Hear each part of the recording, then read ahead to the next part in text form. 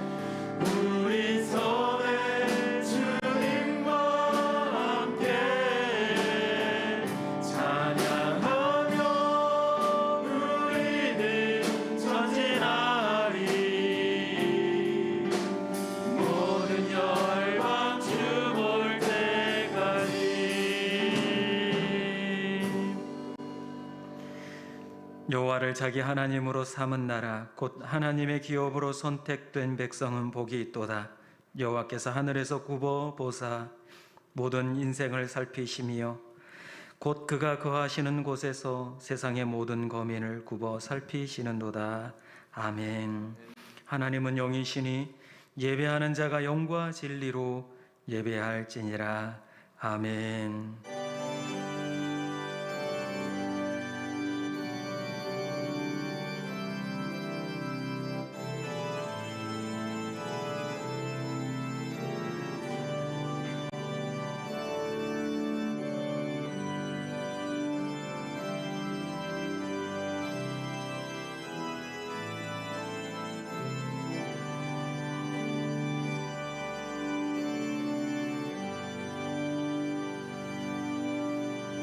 거룩하시고 자비하신 하나님, 거룩한 날 우리에게 허락하시고 이렇게 하나님 존전에 서게 하시니 감사합니다. 우리의 마음과 뜻과 힘을 다하여 예배드리오니 기쁘게 받아 주시옵소서. 이 시간 우리를 만나 주시고 우리에게 새 영을 부어 주시사 새 힘을 얻게 하여 주시옵소서. 예수 그리스도의 이름으로 기원하옵나이다. 아멘. 우리의 신앙을 고백합니다.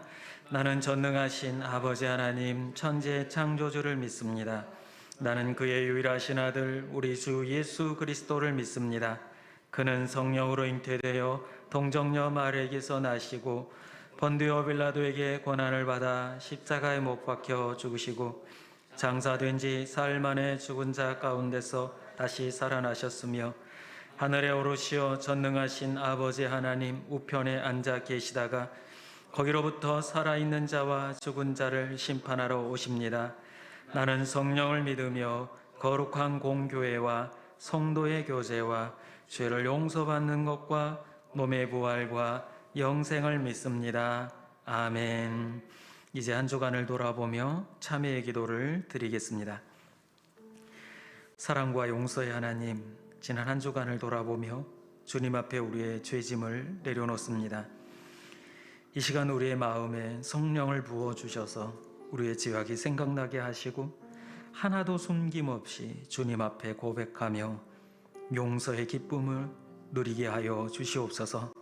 한 주간 살아오면서 하지 말아야 할 생각을 하며 마음으로 지은 죄가 있습니다. 또한 하면 안 되는 말을 하며 입술로 불평의 말과 저주로 다른 이들을 아프게 하고 상처를 주며 살아왔습니다.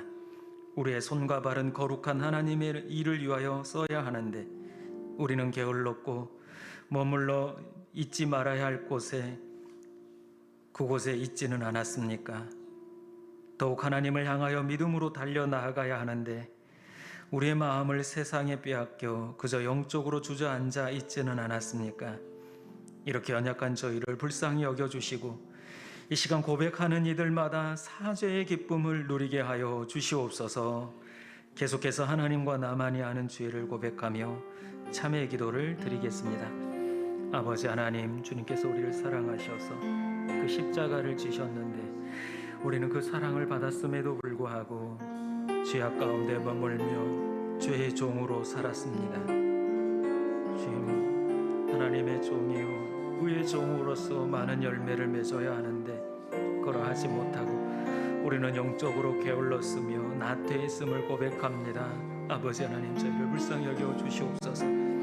다른 이들을 아프게 했고 상처를 주며 힘들게 한 때도 많았습니다. 주님, 저희들을 불쌍히 여겨 주시고 저희들의 연약함을 용서하사 우리를 새롭게 하여 주시옵소서. 그리스도인들답게 살아갈 수 있도록 은혜를 베풀어 주시옵소서. 아버지, 저희들을 새롭게 하여 주시옵소서. 여기 사조의 말씀이 있습니다. 하나님이여 내게 은혜를 베푸소서. 내게 은혜를 베푸소서. 내 영혼이 주께로 피하되 주의 날개 그늘 아래에서 이 재앙들이 지나가기까지 피하리이다. 아멘. 이제 기쁨 가운데 자리에 앉으셔서 하나님을 찬양하겠습니다.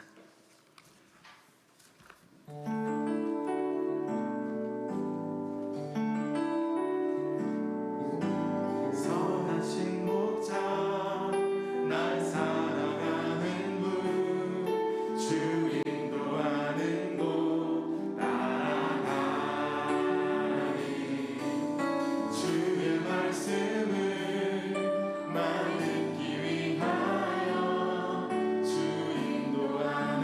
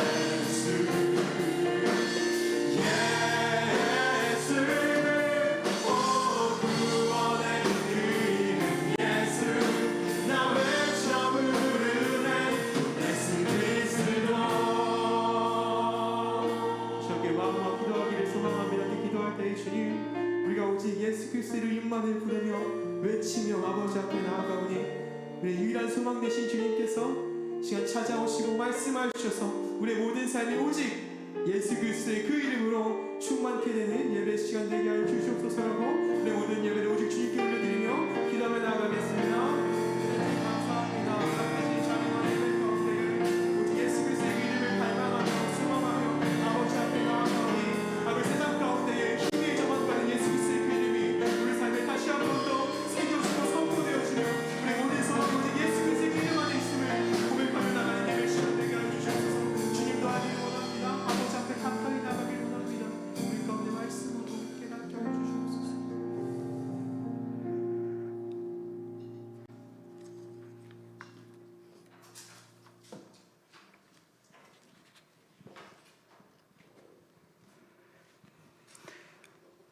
만유의 주가 되시며 역사의 주관자가 되시는 거룩하신 여호와 하나님, 주께서 자녀된 주의 백성들을 구별하여 주의 몸된 성전으로 인도하사 거룩하신 여호와 하나님께 예배하게 하심에 깊은 감사와 찬양을 드리옵나이다.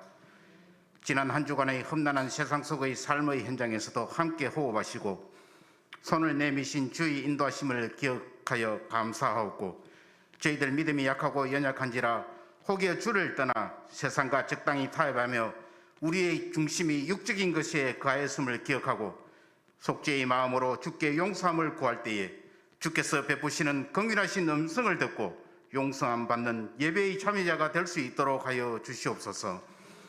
환난 가운데서도 우리 인생의 나아갈 길을 예비하시고 밝히시는 여호와 하나님, 전염병의 창궐로 신음하는 지구촌을 보시옵소서.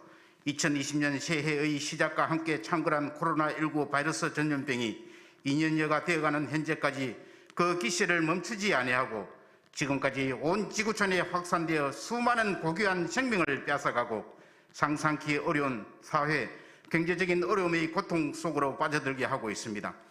원하옵기는 사랑하는 주의 백성들의 고통의 신음소리를 들어주시사 속히 이 전염병을 종식시켜 주시옵소서.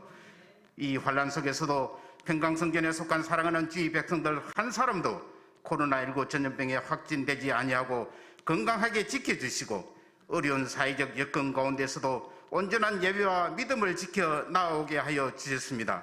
얼마나 감사하고 감사한지요. 주의 몸된 성년 24주년을 앞두고 있는 교회를 위하여 기도합니다. 지난 23년의 시간을 연약한 가운데서도 주께서 함께 하시고 오늘의 아름다운 교회를 이루게 하여 주셨음에 깊은 감사를 드립니다. 지간 시간들을 뒤로 하고 코로나19 전염병이 창궐한 이 한 해도 정부의 방역 대책에 순응하면서도 우리는 각자의 가정에서 김석환 목사님이 시작한 정교인 성경 읽기를 지속하여 그 어느 교회보다도 말씀 중심적인 믿음의 삶을 실천하고 있으며 어려운 여건 가운데서도 새벽 제단을 쌓는 주의 백성의 수가 날로 더하여 가고 있습니다. 각 시설 활동도 여건에 맞는 모임을 통하여 소원해 줄 수 있는 성도의 교제를 끊지 않고 삼겹줄로 매인 것 같은 협력과 교제를 이어가고 있습니다. 새로이 부임하신 이용철 목사님의 열정적인 목회로 교회에 새로운 기운이 일어납니다. 비록 이 환난 가운데 장기간 교회에 나오지 못하고 있는 소수의 주의 사랑하는 백성들이 있지만 우리가 그 이름을 잊지 아니하고 사랑의 하나님 아버지께 기도하며 그 이름을 불러 외칠 때에 그들도 교회를 그리워하며 속히 이 전염병의 종식을 구하여 함께하는 예배의 참여자로서 주의 몸된 교회에 나올 그날을 소망하며 함께 기도할 것이라 믿어 의심치 않고 계속하여 기도합니다. 우리는 이러한 믿음 속에서 어려운 여건 가운데서도 이 한 해 주의 거룩한 교회에 이름 내어 성도된 네 사람의 귀한 생명을 등록하였습니다. 유튜브로 방송되는 예배에 참여하고자 하는 구독하는 주의 백성은 140여 명이 등록되어 있습니다. 이 어찌 성령의 도우심이 아니라 하겠나이까. 지난 시간들에는 사랑하는 종 목사님의 눈물의 기도가 있었습니다. 이제 우리는 어려운 환난 가운데서도 교회의 성장의 희망과 부흥의 불길을 영적인 눈으로 바라봅니다. 자이 아파트의 입주와 교회 주변에 세워지는 주거 공간에 주께서 예정하신 교회의 일꾼들을 예비해 두셨음을 기억합니다. 또한 사랑하는 주의 백성들 가정에 아직 믿음에 나오지 못하고 어둠 속에 잠자는 그들을 깨우는 간절하고 애통하는 기도가 있으므로 우리가 그토록 소망하는 이 성전의 빈자리를 가득 채우는 그날이 가까이 있음을 온 성도들이 기억하고 눈물로 기도하며 담대히 그들에게 복음을 들고 다가서는 우리 모두가 되게 하여 주시옵소서. 이 한 해가 기울기 전 성전의 빈자리 모두를 채울 수 있도록 역사하여 주시옵소서. 사랑하는 주의 목자 이용철 목사님을 손잡아 주시옵소서. 힘들고 때로는 고독한 목회의 길을 홀로 기도하며 걸어가실 때에 주께서 지혜를 주시며 힘을 더하여 주시옵소서. 아둔한 우리는 비록 알지 못할지라도 주께서는 아시오니 계속되는 목회의 길이 형통케 하여 주시고 이 어둠의 시대에 주께서 귀하게 사용하는 목자되게 인도하여 주시옵소서. 다음 주일 목사님의 위임 예배가 드려집니다. 은혜롭고 만유의 주께서 기름 부어주시는 은혜로운 위임 예식이 드려질 수 있도록 축복하여 주시고 준비하는 손길 하나하나 기억하시고 은혜로운 충성이 될 수 있도록 인도하여 주시옵소서. 하반기 교회가 계획하고 이루어가기를 소망하는 모든 행사들 위에도 아버지님 저희들이 기도하며 나아가오니 주께서 기억하시고 축복하시고 동행하여 주시옵소서. 민족의 고유 명절인 한가위 절기입니다. 사랑하는 가족들과 아름다운 교제가 있는 가운데 하나님의 은혜를 나누는 시간들로 채워지게 하여 주시기를 소원하고 이 시간 드려지는 우리의 예배를 통하여 하나님께는 영광이 드려지고 드리는 우리에게는 주께서 내리시는 신령한 은혜 가운데 나아가게 하여 주시옵소서. 모든 것 우리 주 예수님의 이름으로 기도드리옵나이다. 아멘.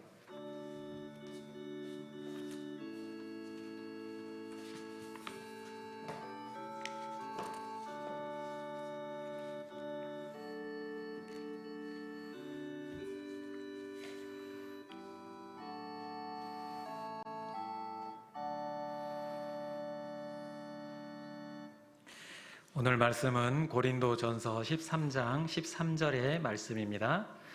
우리 고린도전서 13장 13절 한 개의 절 말씀을 우리 함께 합독하도록 하겠습니다.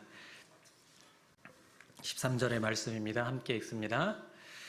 그런즉 믿음, 소망, 사랑 이 세 가지는 항상 있을 것인데 그 중에 제일은 사랑이라. 아멘. 우리 옆에 분들과 함께 인사하십시다. 은혜의 자리에 잘 오셨습니다. 네, 한 번 더 인사하십시다. 즐거운 추석 명절 되세요. 네, 우리는 이제 내일부터 어쩌면 이미 추석 명절이 시작되었습니다. 추석 명절이 되면 어렸을 때는 참 좋은 생각 많이 들었었는데, 어렸을 때는 친척들이 모이고 맛있는 음식도 있고 또 친척들이 오면 용돈도 주고 무엇보다도 학교도 안 가고 이런 좋은 기억만 있는데, 나이를 먹어갈수록 이 명절이 부담이 되어지기 시작하는 것 같습니다. 조카들이 오면 용돈도 챙겨줘야 되죠. 부모님, 양가 부모님에게도 뭔가 선물을 준비해 가야 되고, 처가를 먼저 가야 되느냐 본가를 먼저 가야 되느냐, 아내와 이 신경전도 벌여야 되고, 여러모로 이렇게 우리들에게 명절이 후유증을 남기는 것 같습니다. 그래서 명절 증후군이라는 말도 생겨났습니다. 근데 죄송합니다. 비단 우리나라 유교 문화가 강한 우리나라만 이 명절 증후군이 있는 것이 아니라, 미국에서도 이 명절 증후군이라는 말이 홀리데이 블루스라고 해서 생겨났다라고 합니다. 우리나라 증상과 비슷한 증상이 이들에게도 있다라는 것을 알 수 있는데, 아내와 남편이 각각 명절에 받는 스트레스가 다르다라고 합니다. 먼저 아내들이 명절에 받는 스트레스가 이렇습니다. 첫 번째는 과도한 가사노동. 명절 때가 되면 아무래도 음식을 장만해야 되고 장도 봐야 되다 보니까, 그리고 밥 먹고 나면 설거지를 막 해야 되잖아요. 그렇다 보니까 물론 여자들만이 요즘엔 하는 것 아니지만 이런 과도한 가사노동 때문에 힘들다, 스트레스 받는다. 두 번째는 경제적 부담. 추석이라고 해서 특별히 부가 수입이 있는 건 아닌데 지출은 더 많이 되다 보니까 살림을 하는 아내로서 좀 부담스러웠던 것 같습니다. 그 다음에 교통체증. 마지막에는 여러분들이 다들 고민하는 체중 증가. 많이 먹음으로 음식이 남다 보면 또 많이 먹게 되는데, 그렇다 보면 체중 증가 때문에 스트레스를 많이 받는다라고 합니다. 반대로 남편들은 그러면 스트레스를 안 받느냐? 남편들도 스트레스를 받습니다. 남편들은 이런 것 때문에 스트레스를 받는다라고 합니다. 장거리 운전. 요즘에는 차가 좋아져서, 기술도 좋아져서 여성들도 운전을 잘 할 수 있는데, 그래도 남성들이 대부분 운전하면서 스트레스를 많이 받는다라고 하죠. 그 다음에 27%가 시어머니와 며느리 고부 갈등이고요. 장모와 사위 갈등. 저로서는 이해할 수 없는 갈등인데, 장모님하고 사이가 굉장히 좋아서 이해할 수 없는 갈등인데, 보통 집에서는 이런 고부 간의 갈등과 이런 갈등들로 인해서 남편들이 스트레스를 받는다라고 얘기를 합니다. 그리고 18%가, 잘 들으세요, 아내분들 잔소리. 왜 당신은 왜 안 하냐, 뭐 하냐 이렇게 하는 잔소리 때문에 스트레스를 많이 받고요. 마지막은 명절 보너스가 과연 얼마나 오느냐, 이런 것 때문에 스트레스를 받는다라고 합니다. 이렇게 명절을 지내다 보면 그래도 이렇게 이번 추석 때 1박 이상 고향을 방문하고 싶은 사람이 있느냐라고 물었는데, 불과 올 설 때만 해도 12%밖에 되지 않았는데 올해는 19%까지 7% 이상 증가했다라고 합니다. 물론 코로나 이전에는 36% 정도가 1박을 좀 방문하고 싶다라고 얘기를 했는데, 그래도 요즘에는 조금 더 올라가서 이런 코로나 중에도 가정을 방문하고 싶다, 고향을 방문하고 싶다라고 하는 의사를 밝히고 있는 것을 보게 됩니다. 그런데 이런 추석을 앞두고 앞서 말씀드린 대로 이런 스트레스 받을 생각이 먼저 우리 마음속에 들어 있습니다. 그렇다 보니까 만나면 무슨 얘기를 하고 또 얘기를 하다 보면 무엇 때문에 스트레스를 받을까라는 생각을 하다 보니까 먼저 만나기도 전에, 가기도 전에 마음이 긴장 상태에 있습니다. 그렇다 보니까 막상 딱 만나면 좋은 말을 해주고 덕담해주고 격려해주는 그런 말보다는 서로에게 상처 주는 말이 먼저 나오게 되죠. 그렇다 보니까 이 명절 전후로 이혼율이 굉장히 높아진다라고 얘기를 하고 있습니다. 자, 그러면 이러한 긴장 상태에서 명절을 보내고 또 명절을 보내는 가운데 어떤 일이 일어날지 우리는 알 수 없습니다. 저도 곧 처가를 갔다 와야 되는데 어떤 일이 벌어질지 알 수는 없지만, 그럼에도 불구하고 우리가 그리스도인이기 때문에 우리 그리스도인들은 과연 이 명절을 어떻게 보내야지 지혜롭게 잘 보낼 수 있는가, 이것을 오늘 한번 나눠보고자 합니다. 그럼 그리스도인들로서 이렇게 명절을 보내기 위해서 필요한 게 무엇일까? 첫 번째는 오늘 말씀에 읽은 대로 믿음입니다. 여러분들 안에 믿음이 있어야 된다라는 것을 말씀을 드립니다. 이 믿음이라고 하는 것은 우리 가족 간의 믿음이기도 하지만 그 너머에 있는 우리가 믿는 하나님을 향한 믿음이 필요하다라는 겁니다. 우리의 감정을 우리가 어떻게 믿습니까? 당장 기분 좋았다가도 말 한마디에 상처받고 좌절하고 화를 내기도 하는 우리의 마음을 어떻게 믿습니까? 남편이 다 도와주겠다 하는 말을 어떻게 믿습니까? 막상 본가에 가면 소파에 누워서 TV 채널 돌리기 바쁜 남편을 어떻게 믿겠습니까? 그렇기 때문에 우리가 믿을 수 있는 분은 오직 하나님 한 분인데 그 믿음을 우리가 어떻게 확증할 수 있겠습니까? 그 믿음을 우리가 어떻게 나타낼 수 있겠습니까? 그 믿음은 다른 것이 아니라 바로 예배로 나와야 된다라는 겁니다. 여러분 가정에서 명절을 보내면서 먼저 참된 예배자로 서시기를 간절히 소망합니다. 하나님께 예배하는 가정이 되시길 바랍니다. 아, 우리 가족은 모이면 예배하는 가족이야. 이것을 여러분들이 먼저 심어 두시길 바랍니다. 왜 이게 중요한 줄 아십니까? 명절 때가 되면 사탄이 굉장히 성숙입니다. 여러분들에게 찾아가서 가족들이 오랜만에 만났을 때 여러분들 뭘 하려고 합니까? 전도하려고 하지 않습니까? 그렇다 보면 이 사탄은 어떻게든지 그 전도를 막아야 되기 때문에 여러분들을 감정과 기분을 상하게 해서 그것을 망쳐야 된다라는 생각을 갖고 여러분들을 방해할 것입니다. 그런데 여러분들이 예배하는 순간 여러분 가정에 하나님이 임재하고 그 사탄이 발들일 틈이 없도록 하나님께서 지켜주실 줄로 믿습니다. 우리의 가정은 하나님의 가정입니다를 여러분들이 선포하며 예배할 때에 악한 사탄 마귀가 여러분들에게 틈타지 않고 여러분들의 가정을 지키시고 붙들어 주실 줄로 믿습니다. 그래서 여러분 모이면 먼저 예배하십시오. 아무도 믿지 않고 나 혼자 믿는다라고 한다면 그럼에도 불구하고 여러분 혼자라도 하나님께 예배하고 기도하십시오. 하나님, 우리 가족들이 모이는데 이런 상처들이 있는 가운데도 모입니다.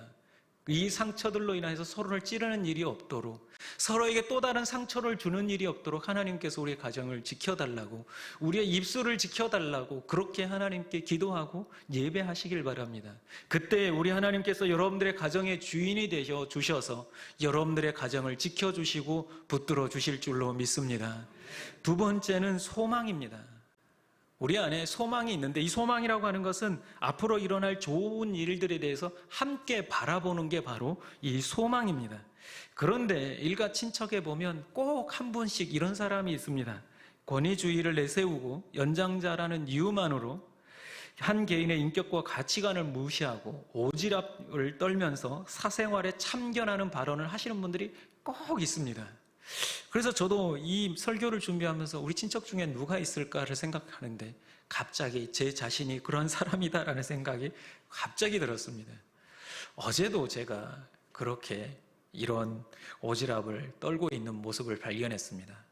우리 교회 청년 권모 문 형제가 있는데 수익이 언제 나느냐, 너 돈 얼마나 버느냐, 언제 돈을 벌기 시작하느냐, 이렇게 명절을 앞두고 상처 주는 말을 아무렇지 않게 하고 있는 내 자신을 보았습니다.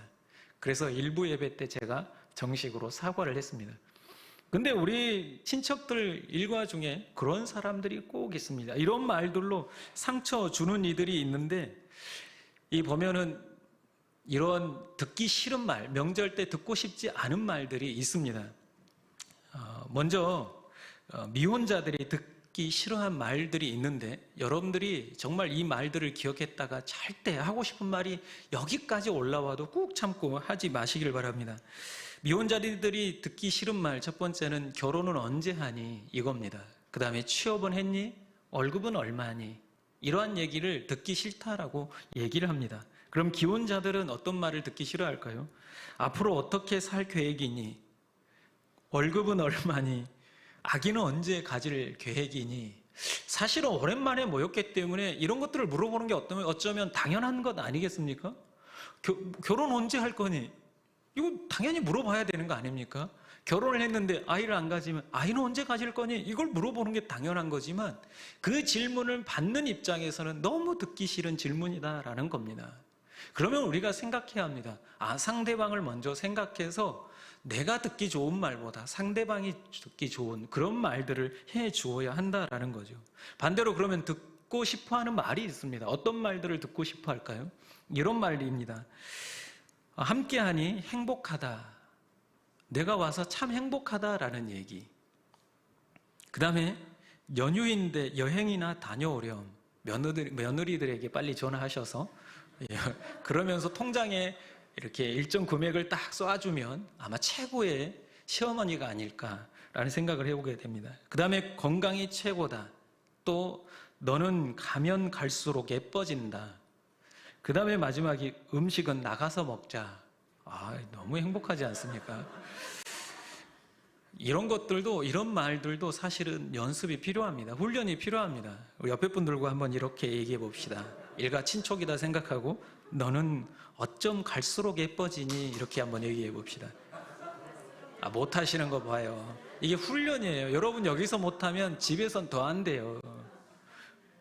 여러분들 이렇게 만나면 기분 좋은 이야기, 희망이 되는 이야기를 하시길 바랍니다. 그런데 우리 그리스도인들이 우리 친척들에게 해줄 수 있는 가장 행복한 말이 무엇일까요? 바로 복음 아니겠습니까? 예수 그리스도를 믿고 함께 천국을 소망하며 살아가는 게 가장 소망할 수 있도록 하는 게 우리 그리스도인들이 해줄 수 있는 가장 좋은 말이라고 생각합니다. 예전에 추석 명절을 앞두고 제가 한번 설교한 적이 있습니다. 설교하면서 추석 명절 때 정말 전도하기 좋은 때다. 다 모였을 때 한꺼번에 이렇게 복음을 전해서 믿게 하자. 그렇게 하면서 천국이 무엇인지 지옥이 무엇인지를 설교를 했습니다. 그랬더니 한 집사님이 은혜를 받고 이제 추석 명절을 맞이하고 왔는데 저에게 와서 그렇게 얘기를 하더라고요. 목사님 말대로 전도했다가 저 왕따 됐습니다. 그렇게 얘기를 하더라고요. 그래서 제가 그랬어요. 전도하다 보면 왕따도 당할 수도 있고 핍박 당할 수도 있고 괜찮다. 그게 하나님 앞에 영광입니다. 그게 아니고요. 저 가족들 사이에서 완전 이제 배제됐습니다. 그래서 제가 어떻게 뭐라고 했길래요? 그랬더니 너무 떨렸답니다. 복음을 전하려고 하는데 아무도 안 믿는 친척들 앞에서 예수 믿고 천국 갑시다 이 말을 해야 되는데 너무 떨리다 보니까 이렇게 얘기를 했답니다. 여기 있는 사람들 다 지옥 갑니다. 이렇게 얘기를 했답니다. 너무 떨리다 보니까 막상 나오는 말이 이 말이었답니다. 그러니까 딱 분위기가 엄청 좋았던 분위기가 다운되면서 그중에 한 분이 자기한테 그래 너는 천국 가서 좋겠다. 너나 잘 가라. 그렇게 얘기를 했다라고 얘기를 합니다. 물론 예수를 믿지 않으면 지옥 가는 게 사실입니다. 그러나 이 말에는 지혜가 좀 부족했던 것이죠. 우리가 정말 만날 때 전도하고 싶은 마음이 굴뚝 같지만 우리가 용기가 나지 않는 여러 가지 이유가 있습니다. 어떻게 해야 될지를 모르기 때문에 그렇습니다. 그렇다면 여러분 다른 게 방법이 아닙니다. 우리 예수님께서도 복음을 전하실 때 그냥 가서 복음만 제시한 분이 아니라 그들의 삶을 면밀히 살피시며 그들의 아픔과 상처와 질병을 싸매어 주시면서 고쳐주시면서 복음을 제시했습니다. 마찬가지로 여러분들이 이번 기회에 정말 하나님의 나라의 소망을 갖게 하려면 그들 소외된 이들을 먼저 위로해주고 그들을 공감해주고 힘든 자리에 먼저 나서서 그 일을 해줄 때에 우리의 그런 모습을 보고 저분은 왜 저렇게 힘든 자리에 먼저 나서서 저렇게 열심히 할까? 저렇게 나에게 힘이 되어주시는 분이 있네. 그런 마음을 갖고 여러분들을 바라볼 때 여러분들이 그 다음에 복음을 제시하면 그는 틀림없이 하나님의 나라를 함께 소유하게 될 줄로 믿습니다. 여러분들에게 이번 명절이 우리 온 가족이 하나님의 나라를 바라볼 수 있는 그 소망이 있는 그 시기인 줄로 믿습니다. 여러분 먼저 공감해 주면서 그렇게 할 수 있도록 여러분들이 그렇게 낮은 자리에서 섬겨주시기를 간절히 소망합니다. 한 집사님이 이렇게 이제 예수를 믿기 시작했습니다. 부부가. 그런데 남편이 추석 때가 되면 항상 어머니께 제사를 드렸다라고 합니다. 그러니까 이 남편하고 추석 때가 되면 매번 싸웠답니다. 당신은 예수님을 믿으면서도 어떻게 제사를 드리냐? 제사는 우상 숭배인데 그거 큰 죄다. 그리고 어떻게 예수님을 믿는다 말하고 집사라고 얘기할 수 있냐고 막 매번 싸웠다라고 합니다. 그래서 저한테 연락을 하셔가지고 한번 목사님께서 이 제사 드리는 게 얼마나 큰 죄인지 좀 알려달라고 그렇게 얘기를 하더라고요. 그래서 제가 용기를 내서 그 남편 집사님에게 전화를 했습니다. 집사님, 추석 명절 때 제사를 드린다면서요? 이렇게 했더니 네 그러더라고요. 제사를 드리지 마시고 추도 예배로 하나님께 같이 예배 드립시다 그랬더니 아무 말씀을 안 하시더라고요. 그래서 제가 마음이 불편해지면서 그냥 더 이상 말하지 않고 전화를 끊었습니다. 그리고 나서 기도하는데 그런 마음을 주시더라고요. 그래서 그 마음 받은 대로 아내 집사님을 불렀습니다. 집사님, 아무래도 우리가 할 수 있는 일이 아닙니다. 이건 영적인 문제이기 때문에 우리는 기도합시다. 기도하시고 이번 추석 명절 때도 제사를 드리자고 하면 최선을 다해서 제사를 준비해 주십시오. 그냥 아무 소리 하지 말고 정말 화가 나서 여기 목구멍까지 차오르더라도 꾹 누르고 끝까지 예쁜 모습으로 제사상을 잘 차려주십시오 그랬습니다. 그리고 기도하십시다. 하나님께서 하셔야 합니다. 우리가 할 수 있는 일이 아닙니다 라고 했습니다. 그래서 이 집사님이 마지막이다라는 생각으로 제사 준비를 정성껏 했습니다. 시키지도 않았는데 정성껏 이 전보다 더 멋지게 제사상을 최고로 차렸다라고 합니다. 그리고 나서 끝까지 차리면서도 막 화가 나는데 당신 우리 이거 뭐 하는 짓이냐 여기까지 올라오는데 꼭 누르고 끝까지 제사상을 차렸다고 합니다.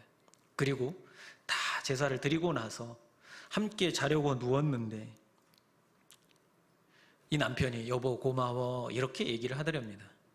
근데 그때 이제 알았어 이렇게 얘기하면 이제 다 끝나는 건데 이 아내가 이렇게 얘기를 했답니다. 어머니를 먼저 떠나보내고 얼마나 당신 힘들었어. 당신의 그런 마음도 모르고 미안해. 이렇게 얘기를 해줬다라고 합니다. 그리고 났는데 침묵이 한참 흐르는 가운데 남편이 울고 있다라는 것이 느껴졌다라고 합니다.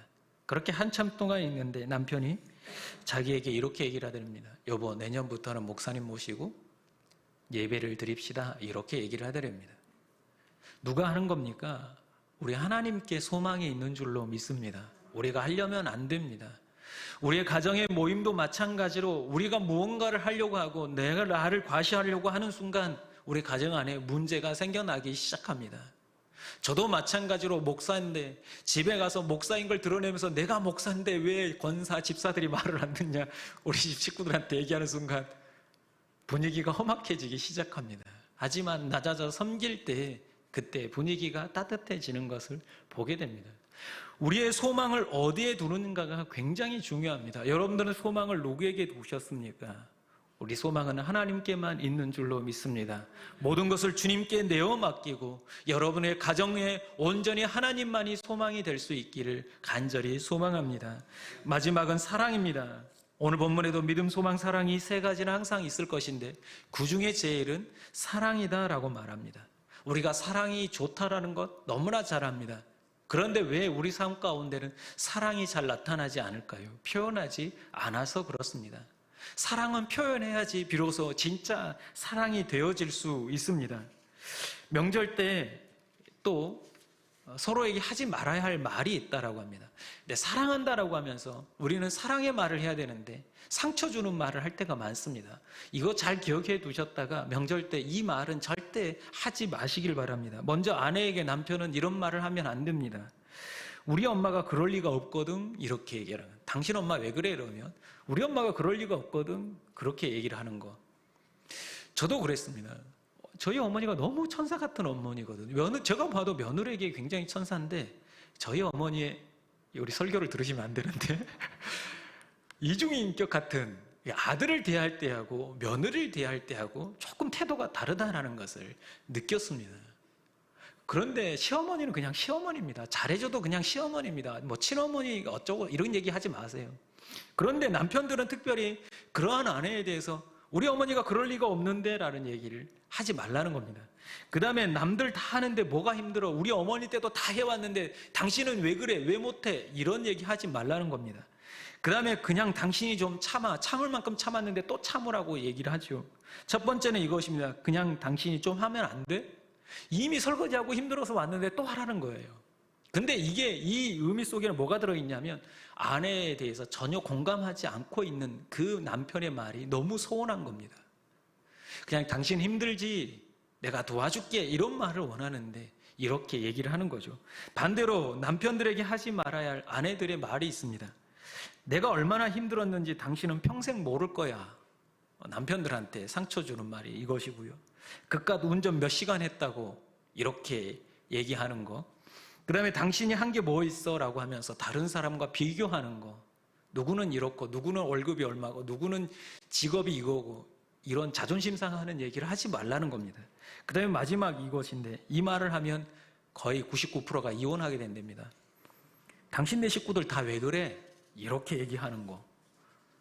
우리가 살다 보면 그렇게 얘기하고 싶을 때가 있잖아요.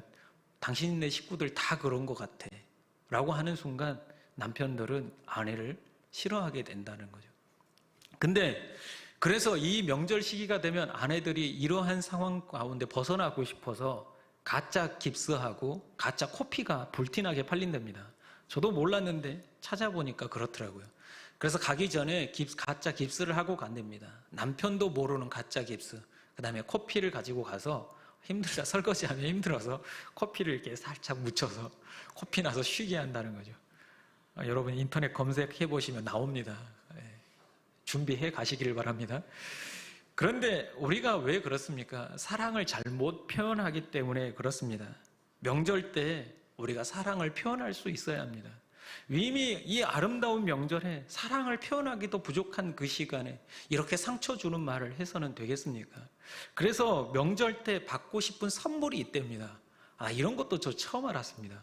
아내들이 명절 때 받고 싶은 선물이 있습니다. 무엇이겠습니까?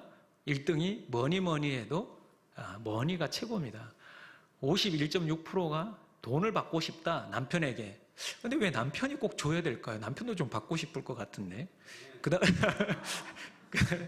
따뜻한 말 한마디가 7.1%였습니다. 그 다음에 스파, 마사지, 의류, 커피 한 잔의 여유가 받고 싶다라고 아내들은 이야기합니다. 반대로 수고한 아내를 위해서 남편들은 어떤 선물을 해주겠느냐라고 물었더니 남편들은 이류가 현금을 주겠다, 건강식품을 주겠다. 제가 왜 건강식품을 줄까? 더 건강해서 더 열심히 설거지 하라는가 보다 이렇게 이해했고, 주얼리가 12.7%였습니다. 그런데 이걸 보았을 때 여자들의 대답과 남자들의 대답이 조금 차이가 있습니다. 여자들은 두 번째가 무엇입니까? 따뜻한 말 한마디. 또 마지막에 보니까 커피 한 잔의 여유. 즉 남편이 자기 자신을 공감해 줬으면 좋겠다라는 것이 크다라는 것을 보게 됩니다. 이번 명절 우리가 현찰이 넉넉하면 좋겠지만 그렇지 않기 때문에 이런 따뜻한 말 한마디로 그렇게 해줄 수 있는, 사랑을 표현할 수 있는 그러한 명절이 되기를 간절히 소망합니다. 김춘수 시인의 꽃이라는 시가 있습니다. 그 시 구에 보면 내가 그의 이름을 불러주기 전에는 그는 다만 하나의 몸짓에 지나지 않았다. 내가 그의 이름을 불러주었을 때 그는 나에게로 와서 꽃이 되었다라는 이런 시가 있습니다. 이름을 불러주니까, 사랑을 표현하니까 그가 내게 와서 꽃이 되었다라고 얘기를 합니다. 여러분들이 사랑을 표현하는 순간 그 사랑의 표현으로 인하여 여러분들의 가정이 꽃같이 활짝 피어나게 될 줄로 믿습니다. 근데 그 사랑이 어떻게 표현되어집니까? 때로는 봉사로, 때로는 눈물로, 때로는 선물로, 때로는 참음으로 그렇게 사랑을 표현해야 합니다. 우리가 예수님을 사랑한다라고 해서 많은 믿음의 선친들이 그 사랑을 어떻게 표현했습니까? 이웃사랑으로, 전도로, 더 나아가서는 순교로 예수님의 사랑을 표현하기도 했습니다. 우리 하나님께서 우리를 사랑하셔서 먼저 우리를 위해 다가오셨고 아들 독생자 예수 그리스도를 보내어 주셨습니다. 먼저 오셨다라는 것을 기억하시고 여러분들도 이번 명절 가운데 먼저 사랑을 표현할 수 있기를 간절히 소망합니다. 여러분들이 예수님의 사랑으로 먼저 그 사랑을 표현했을 때 여러분 가정 안에 비로소 하나님의 사랑이 솟아나게 될 줄로 믿습니다. 이번 명절을 보내는 동안 세 가지를 기억하십시오. 믿음으로써 예배 가운데 서는 가정으로 우리 하나님이 지켜주시는 가정, 돌보시는 가정이 될 수 있도록, 또 우리의 온 가정이 저 천국을 바라보며 나아가는, 천국의 소망을 두는 그런 가정이 될 수 있도록, 또 마지막은 서로 사랑하며 사랑을 과감하게 표현하며 사랑이 넘치는 가정으로 세워가겠다. 그 일을 여기에 계시는 여러분들이 가장 먼저 할 수 있기를 간절히 소망합니다. 그때 여러분들 가정 가운데 우리 하나님의 역사가 일어나게 될 줄로 믿습니다. 우리 함께 기도하겠습니다. 기도할 때 이 시간 잠깐 결단의 기도를 드리십시다. 하나님, 우리는 본성적 자아가 충만하여서 사랑을 얘기해야 되고 소망을 얘기해야 되는데 오히려 상대방들에게 상처를 주고 아픈 말을 할 때가 많습니다. 주님, 이번 명절 때는 우리 가정이 예배하는 가정이요, 하늘에 소망을 둔 가정이요, 사랑을 표현하는 그런 아름다운 가정이 되게 해달라고, 그렇게 또 함께 세워가는 가정, 아직 믿지 않는 이들이 주님께 돌아오는 놀라운 역사가 일어나게 해달라고 이 시간 간절하게 여러분 함께 기도하겠습니다. 기도합니다. 아버지 하나님, 주님께서 우리를 사랑하여 주시고 이렇게 먼저 믿는 자녀로 세워주시니 감사합니다. 주님께서 우리를 먼저 부르셨사오니 이 부르심에 우리가 합당한 삶을 살아가게 하시되, 이번 추석 명절을 보내면서 우리 사랑하는 평강의 식구들, 아버지 하나님, 모임 가운데 믿음의 역사가, 또 사랑의 수고가, 또 소망이 우리 안에 넘쳐날 수 있도록 역사하여 주시옵소서. 우리에게 지혜를 더하여 주시고 성령을 부어주셔서 마땅히 말할 것들을 이야기하게 하시고, 저주와 아픔보다는, 상처 주는 말보다는 사랑의 언어로 우리가 사랑하며 나아갈 수 있도록 역사하여 주시옵소서. 부족하고 연약한 투성이이지만 그럼에도 불구하고 우리가 함께 싸매고 함께 치유하며 회복의 역사를 경험할 수 있도록 역사하여 주시고 인도하여 주시옵소서. 우리를 사용하여 주시옵소서. 주님, 추석 명절을 앞두고 있습니다. 정말 중요한 시기를 앞두고 우리 그리스도인들이 하나님의 자녀임을 기억하며 우리의 가정을 믿음 가운데 세우며, 또 함께 온 가족이 저 천국을 바라보며 소망을 가지고 살아가게 하시고, 무엇보다 사랑으로 서로를 대하며 사랑으로 가정을 세워가는 저희들이 되게 하여 주시옵소서. 우리를 먼저 부르셨사오니 먼저 부르심에 합당하도록 우리가 먼저 가서 믿음과 소망과 사랑으로 섬기게 하여 주시옵소서. 예수님의 이름으로 기도합니다. 아멘. 이 시간 봉헌하는 시간 갖겠습니다. 땅이 그의 소산을 내어 주었으니 하나님 곧 우리 하나님이 우리에게 복을 주시리로다. 하나님이 우리에게 복을 주시리니 땅의 모든 끝이 하나님을 경외하리로다. 아멘. 준비하신 예물을 하나님께 감사함으로 드리겠습니다.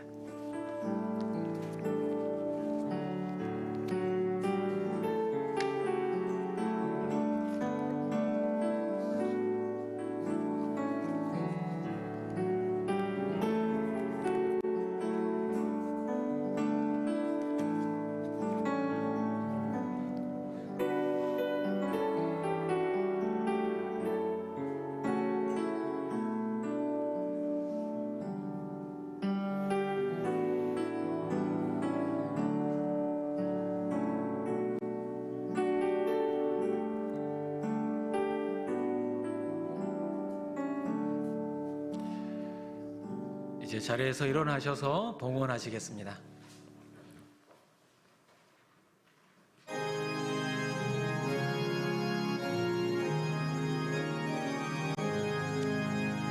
진리와 생명 되신 주, 이 몸을 바치옵니다. 믿음과 소망 사랑에 한마음 되게 하소서. 아멘.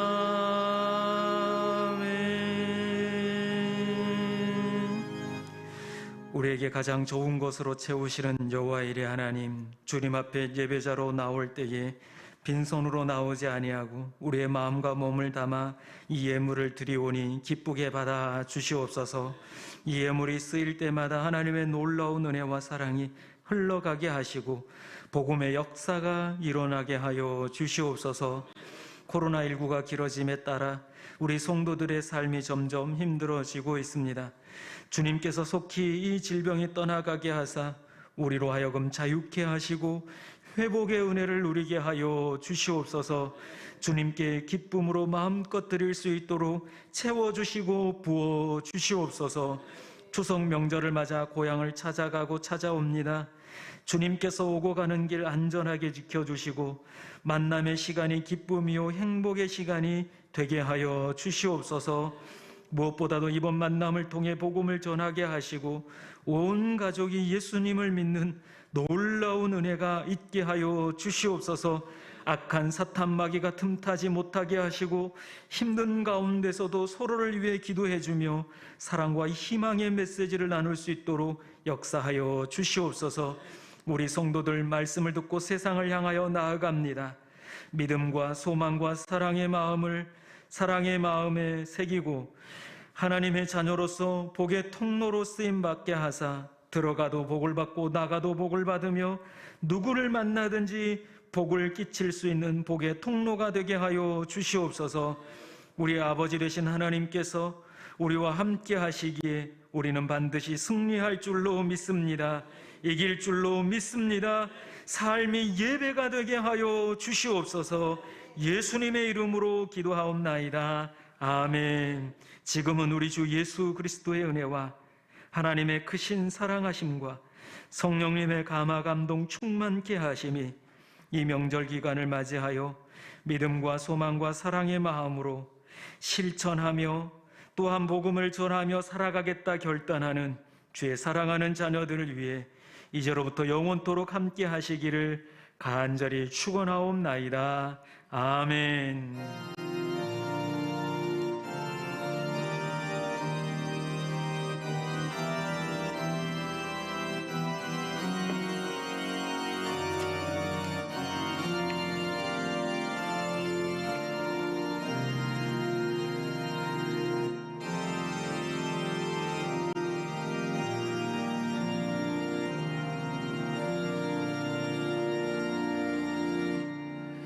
자리에 앉으시면 교회 소식을 전하겠습니다. 먼저 우리 새가족으로 등록하셨습니다. 우리 최하연 성도님 잠깐 자리에서 일어나 주시면 우리 환영의 박수로 맞이하겠습니다. 네, 딸과 함께 나오는데 많이 기도해 주시고 또 도와주시기를 부탁을 드립니다. 교회 소식입니다. 추석 연휴로 인하여서 월요일부터 수요일까지는 우리가 새벽 예배를 가정에서 드리게 됩니다. 그리고 수요 오전 예배도 가정에서 가정 예배로 대신합니다. 여러분, 이번 기회에 가정에서도 예배 드리는 것을 좀 훈련할 수 있었으면 좋겠다라는 생각이 듭니다. 그래서 여러분들이 좀 훈련할 수 있도록 순서지를 종류별로 좀 만들었습니다. 이렇게 노란색 순서지는 어린 자녀들이 있는 가정들은 이걸 가지고 가셔서 아이들과 이 순서지를 가지고 예배 드리시면 되고, 청소년부는 이 파란색을 가지고 가셔서 청소년부 아이들과 함께 예배 드리시면 되고, 연령대에 맞도록 좀 내용도 준비했습니다. 그 다음에 흰색 종이는 이제 어른들이 있는 그런 가정들, 바로 이제 순서가 시작되는 그러한 용지로 되어 있는데요. 그것은 가지고 드리시면 되고, 또 특별히 추석 이 새벽 예배 순서지가 또 한 장이 또 있습니다. 근데 이걸 가지고 3일치가 준비되어 있습니다. 그러니까 3일치 새벽을 깨워서 함께 모이지 못하지만 그래서 말씀을 같이 읽고 묵상하고 기도하는 그런 시간을 가졌으면 좋겠습니다. 그리고 다음 주일날은 오후 3시에 유임 예식이 있습니다. 여러분들께서 감사하게 저를 위임 목사로 이렇게 해 주셔가지고 유임식을 하기로 했습니다. 원래는 조금 코로나 상황 중에 조금 미루려고 했는데 이게 뭐 노회에서 연락 오고 해가지고 빨리 해야 됩니다. 안 하면 나중에 또 재신임을 해야 되고 이런 복잡한 절차가 있어서 이렇게 하기로 했습니다. 기도해 주시기를 부탁을 드립니다. 그리고 한 가지 더 참고로 우리 원로 목사님, 원로 목사 추대 예식은 좀 단계가 낮아지면 그때 하려고 할 예정이니까 여러분도 기도 많이 해주시길 부탁을 드립니다. 그리고 지난주에도 광고 드렸듯이 여러분 하찮은 라이브, 하나님을 찬송하는 은혜의 시간, 하찮은 라이브가 10월 1일 날 금요일 날 있습니다. 여러분들 2층에 가시면 이 용지가 있는데 영주에 여러분들이 듣고 싶은 찬양이 있거나 누가 불러줬으면 하는 찬양이 있으면 신청해 주시면 미리 우리가 준비해서 그렇게 하도록 하겠습니다. 금요일 저녁 8시 반 10월 1일입니다. 그때 많이 참여해 주시고 많은 분들에게도 또 홍보해 주시기를 부탁을 드리겠습니다. 그리고 오늘 우리 아동부 아이들이 오랜만에 2달 넘었죠. 오랜만에 지금 와서 함께 예배를 드리고 있습니다. 우리 아이들이 정말 이 시기에도 영적으로 아이들이 하니까 자기 얘기 한 줄 알고 이야기를 하는데 아이들이 영적으로 이렇게 좀 결핍이 생기지 않도록 많이 기도해 주시기를 부탁을 드립니다. 아이들이 너무 교회에 오고 싶다라고 이렇게 얘기들을 하더라고요. 그래서 많이 기도해 주시기를 부탁을 드립니다. 나머지 광고는 주보를 참고해 주시고 다 함께 자리에서 일어나서 우리 옆에 분들과 이렇게 인사하십시다. 즐거운 명절 되시길 바랍니다. 또 이렇게 인사하십시다. 믿음, 소망, 사랑으로 명절을 보냅시다. 네, 자 마지막으로 인사하겠습니다. 한 주간도 믿음으로 승리합시다. 파송의 찬양을 부르시고 돌아가시겠습니다. 이 세상을 살아가는 동안에 나의 힘을 의지할 수 없으니 기도하고 낙심하지 말 것은 주께서 참 소망이 되시리라. 하나님의 뜻이 나의 비전이 되고 예수님의 성품이 나의 인격이 되고 성령님의 권능이 나의 능력이 되길 원하고 바라고 기도합니다. 주의 길을 걸어가는 동안에 세상에 거두지할 수 없으니 감사하고 낙심하지 말 것은 주께서 참 기쁨이 되심이